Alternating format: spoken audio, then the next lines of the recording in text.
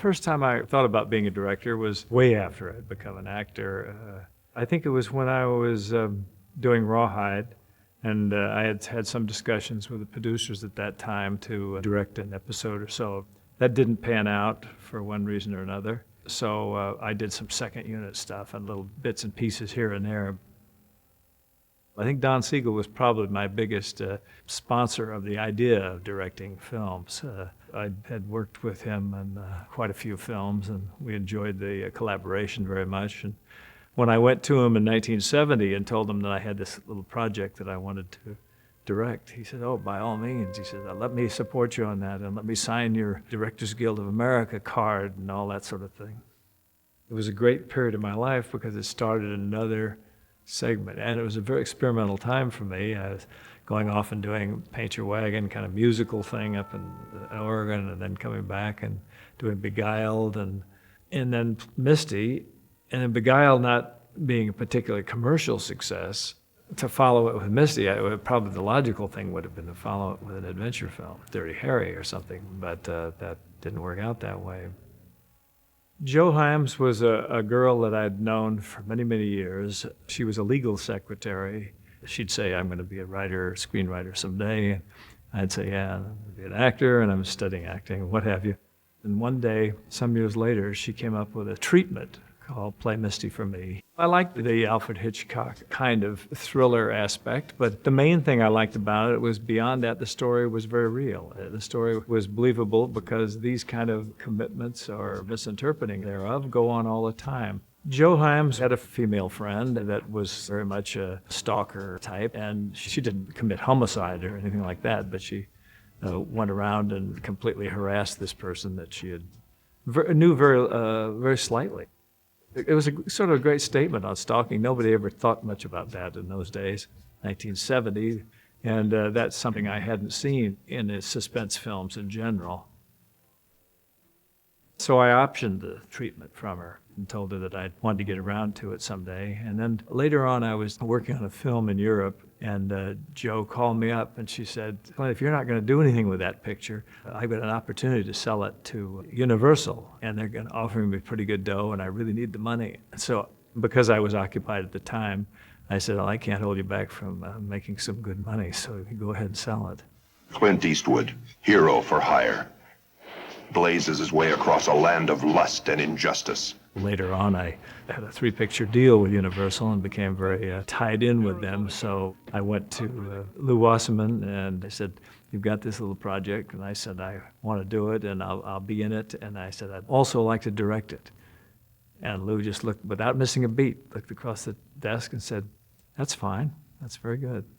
So I said, "Boy, that was easy." So I got up to leave and I started walking down the hallway, and my agent, Lenny Hershan, was with me, and I said to Lenny, "Boy, that was easy." And all of a sudden I heard this behind him, "Oh, Lenny, can we talk to you a minute?" So they called him back and they said, "Yeah, we don't mind Clint directing this film. We just don't want to pay him." We don't want to pay him what his regular 3-picture deal was. We want to pay him less. And Lenny came back later and said, "What do you think?" And I said, "Fine, I'll do it for nothing." I said, they're smart not to pay me. They should make me show my stuff. Lenny said, "Well, let me go back and get just a percentage of the gross profits of the film, and we won't ask for anything." And I said, "That's fine by me." Turned out to be a good choice, but at the same time, I would have done it for nothing. I think most people who really want to do something badly will do that.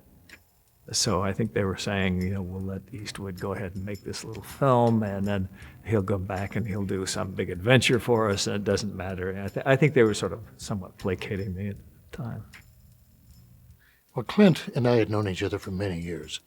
We had lived in the same apartment complex, and when he was first getting started, we had worked in the same lot here, this lot, Universal International it was called then. We discussed the business back and forth, and we finally used to say, well, maybe someday we can make our own movies. Well, of course, his career took off very quickly, and he approached me one day and said, "Why don't we get together? You come to work at El Paso." So I did, and I'd been there just a few weeks when he brought me this script. He was shooting Beguiled at the time with Don Siegel. He said, "Read this, see what you think about it." So I read it, loved it, identified, and he said, "I'd like to do this next." And I said to him, "You are thinking of directing it, aren't you?" And he's kind of a little shy to say yes about it, but I said, no, you've got a handle on it. You know what you're doing, because he had spent all those 7.5 years on Rawhide, not just appearing, doing his part and going home. He had been watching everything that went on the set, been learning the trade from behind the camera. So I thought, this is your chance. Joe Heims was the one who wrote the original story, and then she and Dean Riesner cooperated on the screenplay. Dean Riesner was a writer I'd worked with before, with Don. I met him through Don. We worked on Coogan's Bluff and a couple projects, and he was very good. He told me the story of Misty, and of course I was thrilled. I was delighted, and he indicated that he'd like me to do it. But he had his definite ideas about the way he wanted to do it. He cleaned up some of the setups at the beginning and sort of keeping the perspective of the part that I was playing of Dave, keeping his outlook, and at the same time not losing the characters of the girls. This particular story, it seemed very true to me. It seemed very real, and I liked that quality that it had. It started off gently, and then it built beautifully, I thought. Play Misty for me.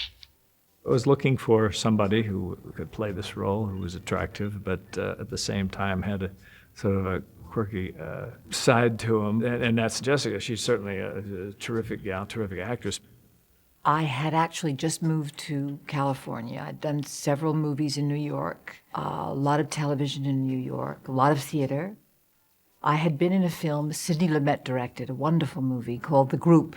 And she played a gal, and they had all these, a lot of girls, wonderful parts in there for women. But she had a smaller part, but it was very, very effective. He had looked at that film for another actress. There were 8 actresses in that movie. The group was comprised of 8 women, and he had seen me in the movie. There was one scene in there where she's been flirting with the ski instructor, and he finally gets annoyed with it. He slapped her, and the look on her face, I said, it was just something. And I said, yeah, that's the person. And that's the person I want. And I learned a very good lesson, which was never to show the group to anybody, because there are too many good actresses in that movie. But that's how he came to call me. The studio, of course, wanted a name. They wanted Lee Remick and various other people they had mentioned. But when Jessica came in the office, and I just took one look at her, I said, yeah. I said, do you want to do this film? And she says, oh, you bet. And I said, okay. And I was most pleasantly surprised when I met him for the first time, because he was totally un-movie star-like. Anybody who knows him will tell you he's very laid back, very quiet, soft-spoken. I was very impressed with him at the first meeting that I had, which was a long meeting. He was drinking carrot juice. This was before health foods were really popular, you know. I thought, oh my God, you know, and he offered me something. Of course, I politely said, no thanks. But I liked him immediately. You can't not like him. I was looking for somebody who just had that zip, something like the old-time actresses used to have. Any of those actresses that came up in the 40s, they had all that kind of, a lot of them had that kind of edge to them. In 1970, there wasn't a lot of that. We were in an era where women's roles were really secondary to the male leads in the film. Most of them were the girl next door, or kind of very little depth to them. I thought that this is one of the best roles for a woman to be a villain in the film, which wasn't being done at that time. It was a very interesting time for me right before I got Misty. I was doing a soap opera in New York, and I had told them I was leaving. They were trying to get me to sign, and I said, no, I've been there 3 years, it's enough, I really want to go. And I had come out as part of my contract on that to do a nighttime television show, and it was a Dan August. I was talking to Burt Reynolds. I said, I'm looking for kind of a girl who's got a certain look, but also has some character. And he said, oh, I just worked with this girl on a television episode, and she was really good. About 2 weeks later, got a call from my agent saying, you got a movie. I said, oh, really? How? He said, well, they just want to hire you. It's a movie with Clint Eastwood. Wow. And I liked her right away. So she was another one that I made a very quick decision on.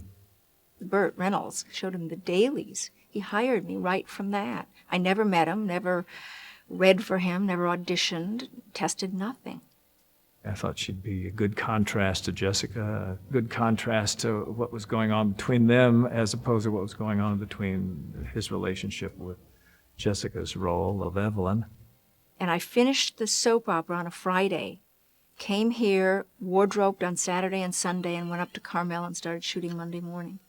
And I'd never met Clint until, the night before. We met in the bar just to say hello. You always try to hire the very best people. If they're well-known people, then it works fine. If they're not well-known, you hire them anyway because they're the best for that particular part.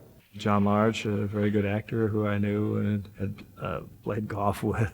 Jim McKeechin was a guy who I thought had a lot of character and would be an interesting co-disc jockey.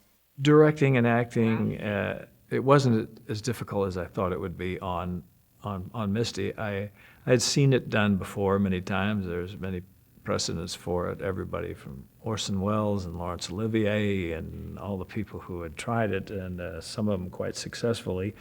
I just kind of, after a while, I got so he could throw the switch a little bit. Don kept on me all the time about don't slough yourself. He says the big temptation is going to be to spend all the time with the other actors and then slough your own performance. So I had to be careful of that. I always remembered those words and that's the one thing you have to be mindful of.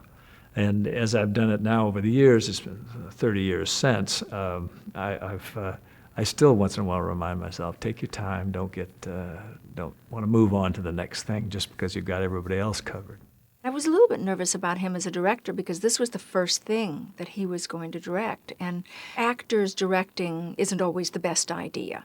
They generally have not a great reputation as far as doing movies and things like that. So he was intimidating, but I knew from the first day of shooting that he was a director who knew exactly what he wanted, exactly how to get it. He had everything totally planned. And made me feel very comfortable because no matter what we were doing, he'd look at me too and he'd say, "Did you like that? Is that okay?" I'd say, "Yeah, okay." I never thought once about the fact that he was going to be both starring in the movie and directing it. It just never occurred to me that there was anything wrong with it. Actually, it was a nice match because he doesn't like to do too many takes, and I don't either. So usually we only did 1 or 2, maybe 3 takes on a shot. We had the same feeling about not over-rehearsing. It was a good match, I think. We wanted to be away from the studio because it builds a certain spirit in the crew when you're off on location. It's like an army in the field. And no matter where you go, but especially Carmel was just so photogenic. It really lent itself to this story beautifully. And Clint knew it, which was a great advantage because we didn't have to scout everything. He said, I think I can shoot this here and I can shoot that there. It seemed to me that it would be a smaller location, would be much more of a disc jockey being a big fish in a small pond rather than Los Angeles where there's hundreds of stations and many disc jockeys and so forth. So I knew a guy here who worked for a local station who was sort of like this guy. He was very, very popular, and he was kind of a well-known celebrity, just being a well-known disc jockey in the area. So it could have worked in any small town. I could have made it in any small town in America, but it seemed because I knew this one, I picked this one, and also allowed me the chance to work at home. It was a small picture. It didn't cost very much. I think the direct costs on the film were $700,000 or $725,000 or something, less any overhead. And that was, even in those days, was still considered very modest. In those days, it was very unusual to have every shot in a movie, especially a little under $1 million budget movie, be on the location. He was adamant that it be done this way. Nothing fake, no makeup, no process shots. No studio shots. It was, and I think it shows. It's very European in that way. I didn't want it to look like a television show, even though nowadays, I suppose if I was shooting it for television, I'd shoot it the same way. It was done all on natural sets. There were no sets built for it. Very limited art direction. Most everything was just done by everybody on the crew pitching in. I never had any idea of presentation except that I had guest disc jockeyed a few times in my life, and I figured he was a jazz disc jockey, so he's probably not mainstream pop. Play Misty, for me, was the original title, and I always thought it was great because Misty was a classic song, is a classic song that has spanned quite a few generations. It expanded the 60s, 70s, 80s, and it's continued on being popular today. The studio suggested, how about using a song that Universal owns, like Strangers in the Night? And I said, what do you mean, like play Strangers in the Night for me or something? I said, that's been used in a film, very recent to that. And then they said, well, at the end of Strangers in the Night, he says, Scooby-Dooby-Doo. And he said, well, how about play Scooby-Dooby-Doo for me? And right then I said, this conversation's coming to an end. So we bought the song Misty, which cost $25,000, which is a lot of money then, from Errol Garner.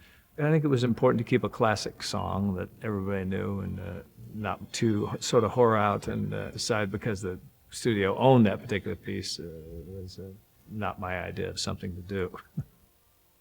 We wanted to add strings to it, and at that particular time, Garner was alive, and so we made the deal to cover him coming back, playing the tune, and then adding in strings and making it a little bit different version than he was playing on the radio, which was a record which only had Errol Garner with brushes and bass. He had worked with Donna 2 or 3 films before that. We felt, well, this might be a good idea in case Clint needs a little backup. We'll start right off with Donna, who's a director, and with Clint, who's going to be a director, and Don, who's going to be an actor, and Clint, who is an actor. Well, turned out there was nothing to worry about at all. Clint just immediately took charge. He thought I was crazy doing it. He says, why aren't you hiring a really good, competent actor? Why do you want to hire me? I said, this will be a great experience for you, Don. You've directed and been on this side of the camera. You've never been on the other side. It'll make you more sympathetic to actors' problems. And also, it gives me an opportunity to have you there. I said, what happens if I fall on my face? I've got you there. And everybody will feel happy about that. So he came down and did it, and of course he was so nervous he would have been no help to me if I'd asked him any pointers as a director anyway, because he was so intense about trying to get this role, and he was so worried about every line. Finally, I made him throw away pieces of script and improvise a lot of it. I thought she should look terribly average, in an average mode of dress. In those days, it was, the mini skirts with the boots, little jacket, little blouse, not fancy at all. I think my clothing budget was probably $300 for the whole thing, which would have been $600 in those days, $600. No money was spent on clothing, that's for sure, and none on makeup because Clint doesn't like makeup. He once said, I don't want that shot out of a Canon Universal look, because in those days the makeup was so thick and fake eyelashes, and he really stuck to it. I'd try to sneak on makeup and he'd give me one of those looks, so I'd wash it off. There's a big trap when you play somebody who's crazy, and that's to play them like they're crazy. I played her as if she were the all-American girl next door. It was that simple. I never thought of her as crazy.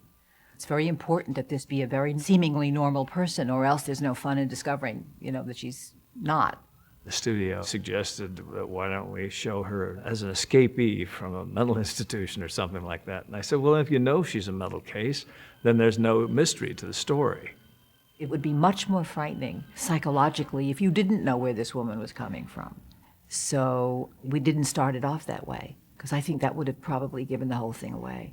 Everything seemed kind of idyllic until little things start springing up, and slowly we get the clues that there's something odd there. She gets all kind of wrapped up in being coquettish and very childlike, and at the other time she goes into madness, and the other time she's very sexual or sensual. So, and all of those 3 things are very typical of schizophrenia. I think every actor has to like the person that they're playing. There's got to be something about even the worst people in the world that is decent and good about them, and you have to find that in the person, because you have to play the vulnerability. Actually, it was suggested to do, which Fatal Attraction did when they remade the film, or came close to remaking it, was to make him a guy who maybe was married or something. And then I thought, no, because that's obvious there's a big problem there, because then he's out philandering and et cetera. And this way, he doesn't really have any commitments. He's got this girlfriend he'd like to reconcile with, but basically he's a free guy. And how does a free guy get manipulated like that? And that's what makes it interesting to me. The big question when I started to make this film is, because I was associated with action films, especially in the 60s, the studio seemed to think I had some obligation to be a person who was infallible, kind of indestructible, maybe. I said, that's not this movie. This movie is a person who, regardless of his physical strength, is totally at the mercy of the manipulations of this particular person. When we did the scene of hacking up the maid, he wanted blood. And this darling makeup artist that I loved, Jack Freeman, brought little Vicine bottles of blood. And Clint said, no, you don't understand. I want buckets. I want buckets. And sure enough, Jack went and he got more blood in pails. He splashed them all over the walls. He went all the way. The funny thing is, off-screen, we were running around together and seeing all the sights and things like that. And, on the screen, she was cutting off my hair and trying to kill me. I was doing much like I do today, just kind of winging a lot of things. I have a definite plan in mind, but at the same token, I'm not adverse to altering that plan or embellishing that plan as I'm filming it. And because I move rather quickly, I get my motor going, and I get also the motor going of all of the members of the crew, and everybody starts giving you good input and good things happen. You've heard about people in institutions where you get a person that's crazy, has sometimes a tremendous amount of strength. Here's this crazy person who's got a kitchen knife. She's already committed homicide, so she's already gone way over the top, so it's going to be a desperation move. And my character, I wasn't playing a guy who was a particularly violent character like some of the other movies. This is a guy who's a disc jockey. He's never been in a situation like this before. So he's kind of desperate about his girlfriend and is desperate about himself. There was quite a bit of discussion about Clint Eastwood hitting a woman and knocking her through the window. As Clint said, by that time in the movie, anybody's going to want to jump up and hit her and knock her through the window. My stunt double, who was a wonderful stunt lady named Julie Johnson that I had actually worked with before, she took the final punch at the end of the film. I was petrified going to the first sneak preview. I don't like going to those anyway, so we snuck it in San Jose, and I put on a hat and glasses and disguised myself and a beard or what have you, and went and sat in the audience. And I sat behind all these little teenage girls, and it was going along pretty good. And then the first time there was a sort of a psychotic moment out of Evelyn. These gals jumped right out of their teeth. Don was very proud of it, and he came over, and John Cassavetes, and John liked it a lot too. He thought it was great. He says, there's only one trouble with this movie, and I said, what's that? And he says, it doesn't have Hitchcock name on it. And I said, oh, really? He says, oh, yeah. He says, if his name was on it, people would be giving this all kinds of things. It opened up, among other places, at the Cinerama Dome Theater in Hollywood. They had a 4-week engagement there, and each week it would do a little bigger business than it had done the week before. But they were obligated by contract for a Christmas movie to come in. And I had gone down to see how the business was doing the first week, and I got to know the manager, and he said, I really don't want to yank it out here, but I have no choice. And sure enough, the next week, the Christmas movie came in. Business dropped off to 1/4 of what it had been with Misty, and he felt very bad about it. He was very down about it, because business what it had been. Misty was a big hit. Even though some reviewers liked the film a lot, and a lot of them dismissed it because, as I've always fond of saying, not too many people were sure they were ready to accept me as an actor, much less a director.